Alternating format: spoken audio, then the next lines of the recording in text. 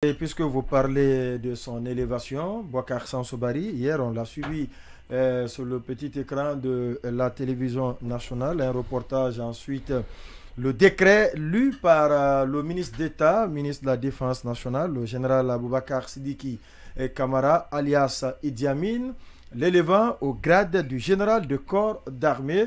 Donc il y a le général de division, le général de brigade, mais selon le contenu du reportage, il y a eu plusieurs tractations. In fine, le colonel a accepté d'être maintenant général de corps d'armée. Comment vous expliquez tout cela? Je l'ai suivi à la télé. D'abord, j'ai vu la cérémonie parce qu'il y a eu un premier papier qui a été distribué dans la presse par la DCI pour expliquer un peu le contexte dans lequel la direction de la communication de la présidence. Voilà, dans lequel ça s'est arrivé. Ensuite, il y a eu le décret qui a été lu par le ministre de la Défense. D'abord, je me suis interrogé. J'ai dit... sur la pertinence Non, d'abord j'ai dit, est-ce qu'il y a... récemment, ou peut-être dans l'histoire, il y a des dirigeants qui ont procédé de la même façon. Sur le premier sujet inscrit à l'ordre du jour, Bocar Sansobari, l'élévation du colonel au grade du général de corps d'armée. Alors je disais que quand j'ai suivi le décret, ou d'abord quand j'ai lu le papier et puis le décret qui a été relayé par la télévision nationale. Un décret enregistré pour donner toute sa solennité. Oui, à l'événement. À l'événement par le ministre d'État, ministre de la Défense nationale. Voilà. Et alors le premier réflexe, c'est de me demander, est-ce qu'il y a des dirigeants issus comme ça de coups d'État qui se sont auto-gradés, on va dire, de la sorte. J'ai pensé que Lansana Conté doit l'avoir fait parce qu'il était arrivé colonel, je pense, après il a fini général. Mais il y a aussi... Quelles circonstances? Après, dans la foulée du coup d'État de 84. Voilà, ça... Manqué, Voilà, maintenant... Mamadi aussi peut revendiquer beaucoup de coups d'État manqués. Allez-y. Mais j'ai aussi pensé à Djeri... Il y en a eu sur Mamadi? Les gens que vous avez vus à la télé, là, qu'est-ce qu'ils ont dit? C'est vrai. C'est le reportage de la DCI même. Voilà. Allez-y, oui. J'ai pensé aussi à Djeri Rawlings, lui aussi était l'ancien président ghanéen, que le général Mamadi Doumbouya avait cité le 7 septembre, il me semble. Le 7, le 7, le 7, 2 jours après le coup d'État. Le 7. C'était sur le plateau de la RTG. Non, au chapiteau, le mardi 7 septembre. Quand il a rencontré les anciens dignitaires, exactement. Non, je dis la rencontre a eu lieu samedi 5, 6 c'était dimanche, le 7. C'est mardi 7. Non, le dimanche, samedi, dimanche. Le coup d'État est intervenu le dimanche 5.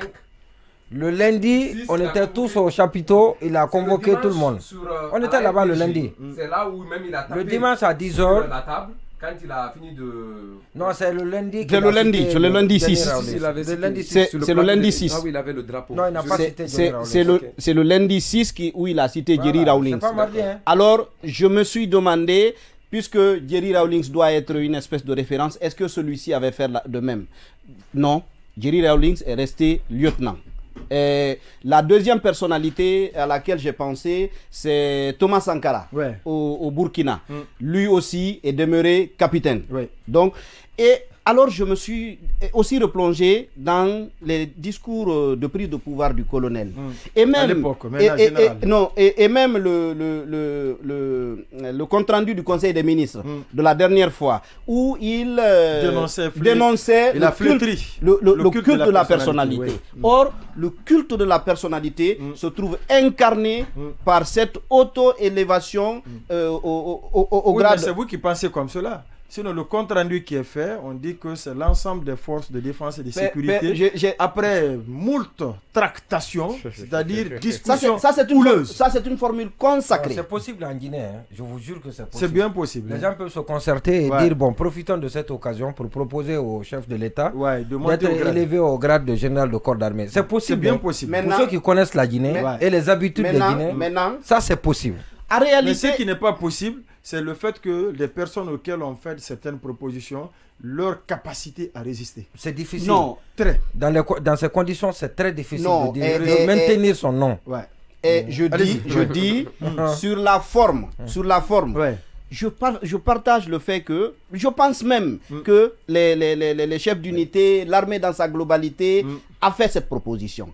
Mais je maintiens que c'est une auto-élévation parce que, in fine, c'est lui qui a signé le décret. Ouais. Non, c'est lui qui a signé. Donc, les autres, c'était de la proposition. Mais entériner cette proposition, c'est lui. Donc, c'est une auto-élévation.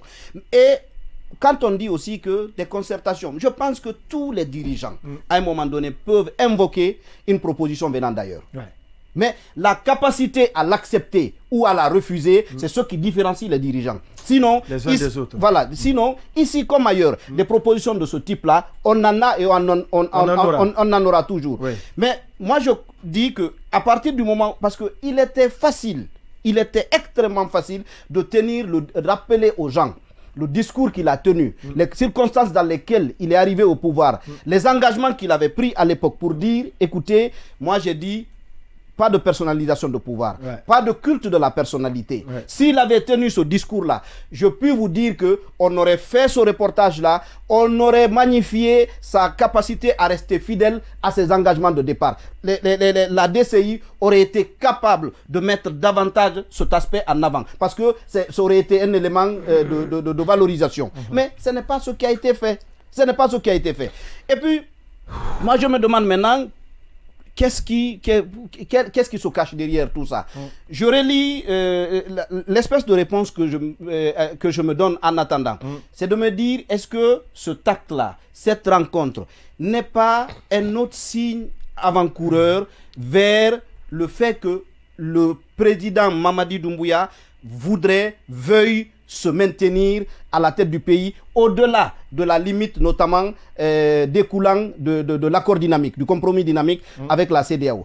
Parce que il ne faut pas déconnecter cette élévation du fait qu'il ne soit plus à la tête de l'unité du groupement des forces spéciales. C'est déjà acté là-bas aussi. Oui, mais en réalité, on le sort d'une catégorie, de l'armée pour le consacrer le chef suprême de l'armée dans son entièreté. Parce qu'il aurait pu être peint comme un élément de cette armée. Mais désormais, il n'est plus un élément de l'armée, il est à la tête de l'ensemble de l'armée. Et la cérémonie elle-même, vous savez que dernièrement, il y a eu tellement de supputations, de rumeurs, tel qu'on n'est pas d'accord, il y a des dissensions.